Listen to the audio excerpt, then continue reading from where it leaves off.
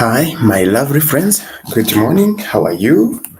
All right. Welcome to today's lesson.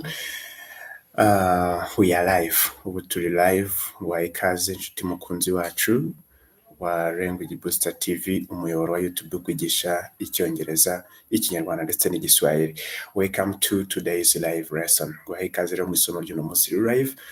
If it is your first time to reach to this channel, remember to subscribe. You can subscribe, share, like, and write in a comment. You have to do the activity that they have given you. So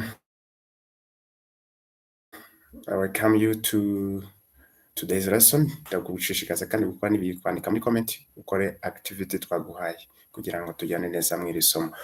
So today, as you have seen, we are going to learn the tenses. The tenses. As I have told you yesterday, someone has suggested us to teach the tenses. Hari umuntu muvandimwe wadusabye ko twamwigisha gukora tenses, kumwigisha uburyo bwo gukoresha ibihe by'inshinga mu cyongereza, how to use tenses in English. So I've come up with the feedback. Nanjye rero nabazaniye igisubizo. Buri gitondo dufite isomo live tuzajya tukwigisha gukoresha bino bihe ku buryo nukurikirana video zacu zose uzasoza ubasha gukoresha bino bihe neza mu cyongereza. Tugiye kureba rero igihe cyitwa past continuous tense. Past continuous tense. Ku munsi w'ejo twabonye past. Yesterday we learned past simple tense. Twabonye uburyo bwo gukoresha imitagihe, past simple tense. Tubona ko it is a tense we use to talk about past events. Ni igihe dukoresha tuvuga ku byahatambutse, ku hashize, ku bihe byashize. So past simple tense twamaze kubona ko uyikoresha uvuga ku bikorwa byabaye inyuma y'uyu munsi. Mu gihe cyashize, uhereye ejo hashize ugakomeza. Twabonye uburyo ikorwa kandi twabonye uburyo wakora interuro iri muri past. Twabonye regular verbs. We have seen regular verbs and irregular verbs. Twabonye ko verbs iyo dukora past hari ziri regular twongeraho ed, hari ziri regular twongeraho ed, hari n'iziri irregular twongeraho zihindagurika.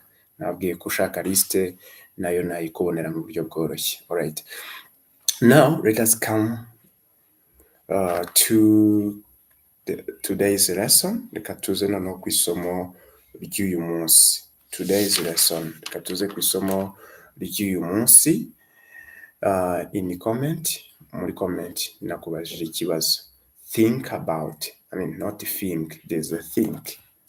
Think about. Think about the list of actions you were doing yesterday by this time. Tekereza ibikorwa wari urimo ukora ku munsi w'ejo. Ubu tuvugana izi saha ejo wari uri gukora iki? Izi saha ejo wari uri gukora iki? For example, one may answer yesterday. You can say by this time yesterday. You can say I was sleeping. Shabati izi saha ejo, izi saha nari nkiryamye. Yesterday by this time I was sleeping. Ndabasaba ko mukoresha comment, mujye muri comment mujye iby'ingenzi nshaka kubandikira niho nzabyandika. So by this time ejo, igihe ejo isaha nk'izi I was sleeping, ari nkiryamye. Another one may say by this time yesterday I was preparing breakfast. Breakfast. Umwe ashobora kutubwira ati izi saha ejo nari ndi gutegura amafunguro ya mu gitondo. Breakfast. I was preparing breakfast. All right. Another one may say, I was walking to job. I was walking to job. Umuntu akashobora kuvuga ati nari ndimo njya ku kazi. I was walking to job. Urumva ibikorwa turi kuvuga byabaye ejo ariko byari bigikomeje. Past continuous tense. Mujye muri comment murebe uburyo zira nteruro zubatse. Another one undi nawe ashobora kuvuga ati I can say my colleagues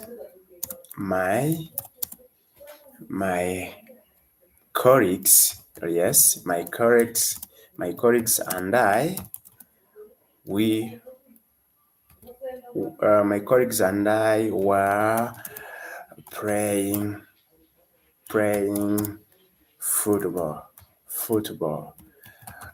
Njye na bagenzi banjye twari turi gukina football. My colleagues, all right. My colleagues and I were playing football. Njye na bagenzi banjye twari turi gukina iki? Football. Okay. Urabona ziriya nteruro zose twanditse I was sleeping, I was preparing breakfast, I was working to job, my colleagues and I were playing football. Also, all the sentences are in past continuous tense. Izi nteruro zose ziri mu gihe cyitwa past continuous tense. Why? Because we are talking about the activities in the past, but those activities were going on. Turi kuvuga ku bikorwa byabaye ejo cyangwa se mu gihe cyashize, ariko nk'icyo gihe turi kuvuga the specific time, nk'icyo gihe turi kuvuga byari bigikomeje. Urugero, nari ngisinziriye. Bivuga ngo wari ugisinziriye, ntabwo wari wakanguka. Igikorwa cyo gusinzira nubwo cyabaye ejo, ariko icyo gihe turi kuvuga cyari kigikomeje. I was preparing breakfast. Nari ndi gutegura amafunguro ya mu gitondo. Bivuze iki? Icyo gihe turi kuvugana mu gihe cyashize, ariko icyo gihe specific time, icyo gihe turi kuvuga igikorwa cyakigeze gute? Cyari kigikomeje, right? I was walking to job means I was still walking. Nari ngikomeje kugenda, byari bigikomeje. Urugendo rwari rukomeje, nari ntaragera hehe? Ku kazi. My colleagues and I were playing football. Njye na bagenzi banjye twari turi gukina umupira. We were still playing football. Twari tukiri kugira gute? Gukina umupira. Urabona ko ngira ngo uramutse wumvise izi nteruro wabasha kumenya uburyo aho dukoresha past continuous tense. Ubundi past continuous tense ni Kinyarwanda, we can say it is imitagihe ikomeje. Imitagihe ikomeje ni igikorwa cyahise, ariko cyari icyo gihe runaka, mu gihe turi kuvuga mu gihe cyahise, icyo gikorwa cyari gikomeje. Alright.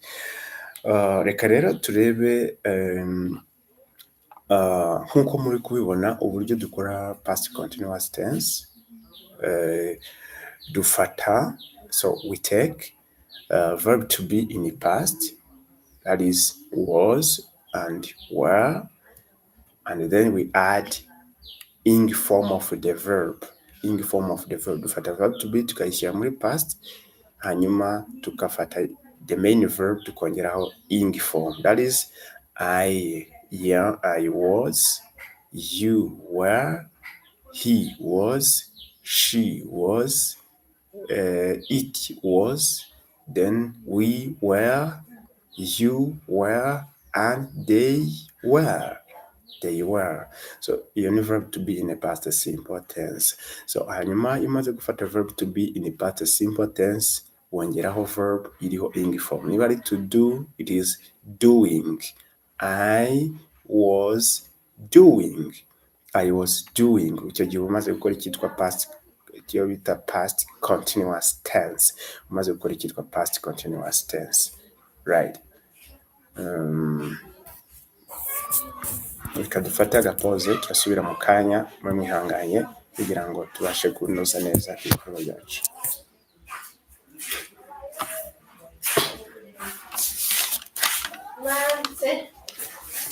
Yego.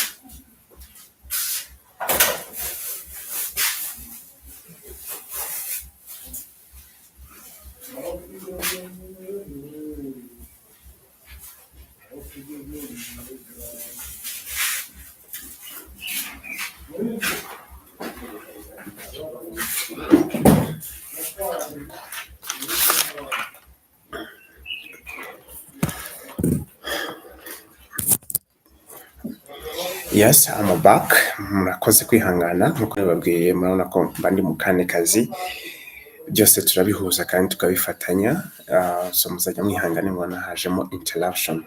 So now let us see, when do we use this tense? Ni ryari dukoresha kino gihe? When do we use this tense? So number one, we use past continuous tense for the action in progress at a specific time in the past. So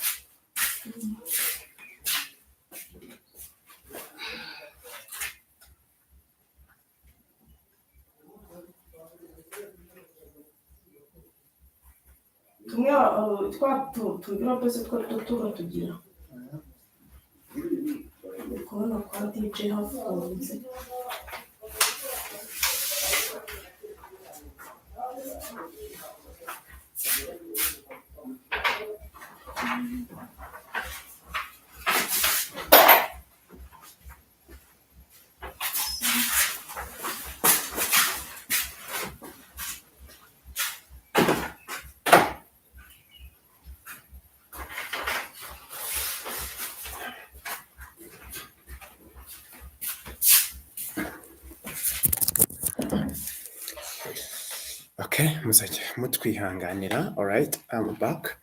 Nandi kubabwira ko turi kureba ahantu dukoresha present, past continuous. Where do we use past continuous? So we use past continuous for action in progress at a specific time in the past. Ngo hari igikorwa cyari gikomeje mu gihe runaka, mu gihe cyashize. Dufite igihe cyashize ariko mu gihe runaka, specific time. Dushobora gufata igihe, urugero twafashe specific time yesterday, ejo nicyo gihe twihaye. You can take specific time at 9 o'clock, saa tatu, as a specific time. Dufashe saa tatu nshobora kubaza ngo what was the action in progress at 9 o'clock? Saa tatu PM, saa tatu za nijoro. Ni iki gikorwa wari uri gukora? Nibyo nabajije hariya muri comment. What action were you doing at 9 o'clock PM? Saa tatu z'ijoro ejo hashize wari uri gukora iki? That is a specific time is 9 o'clock PM. Igihe runaka precision ni saa tatu, nuvuga ngo dufite izi saha wari uri gukora iki? So we can say at 9 o'clock PM I was watching television. Saa tatu za nijoro PM nari ndi kureba televiziyo. I was watching television. Right. At 8 PM yesterday, saa mbiri z'ijoro ejo wari uri gukora iki? What were you doing at 8 o'clock PM? Saa mbiri z'ijoro ejo hashize wari uri gukora iki? Gerageza nawe umbwire muri comment ikintu wari urimo gukora. For me, I was watching television. You can say I was chatting with my friends. I was learning English. Ushobora ngo nandi kwiga icyongereza. I was chatting with my friends. Nandi kwandikirana n'inshuti zanjye. Tell me the activity that you were doing at 8 AM, at 8 AM, at 8 PM. All right. Yesterday. Gerageza nawe umbwire muri comment rero icyo wari uri gukora saa mbiri ejo z'umugoroba. Saa mbiri z'umugoroba ejo wari uri gukora iki? You can say I was chatting with my friends, I was cooking, I was playing game, I was watching movies. Gerageza nawe wandike icyo mu by'ukuri wari urimo gukora isaha nk'izo ngizo tuvuze haruguru. So the first one is action in progress at a specific time in the past. All right. Secondly, we use past continuous tense for two actions in the past happening at the same time. So mu gihe dushobora kuba twari dufite ibikorwa bibiri biri kubera icyarimwe ariko byose bikaba byarabaye ejo hashize. Dufite ibikorwa bibiri biri kubera icyarimwe. There are two actions in the past happening at the same time. Ibikorwa bibiri byabaye ejo cyangwa se byabaye kera ariko icyo gihe bikaba byari biri kubera rimwe. For example, while I was reading, my brother was playing football. Mu gihe jye nari ndi gusoma, musaza wanjye we yari ari kwikinira umupira. While I was reading, my brother was playing football. So you have two actions. I was reading, my brother was playing football. Nari ndi gusoma, ikindi gikorwa brother wanjye yari ari kugira gute, yari ari gukina umupira. So for another example, you can say they were chatting while we were studying. Bari barimo biganirira mu gihe twari turi kwiga. Ibikorwa bibiri. We were studying, they were chatting while we were studying.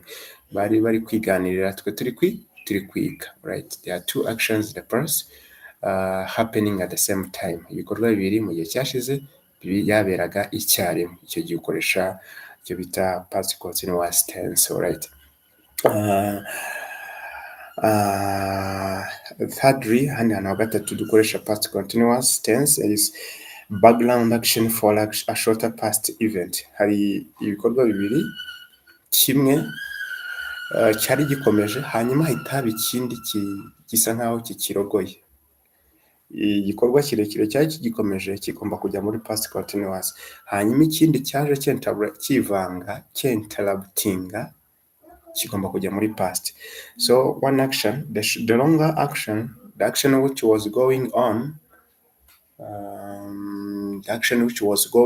should be in past continuous, and the one which interrupted should be in a past simple tense.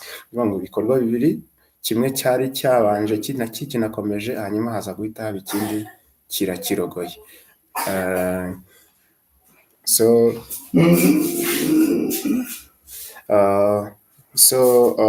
another one, for example, you can say, I was walking home when it started to rain. I was walking home when it started to rain. Bivuze iki? Nari ndi kujya mu rugo. It is a long action. It started to rain, the shorter action which interrupted this long action of walking to home. Niyo ngo dufite ibikorwa bibiri, kimwe cyari gikomeje. You can also say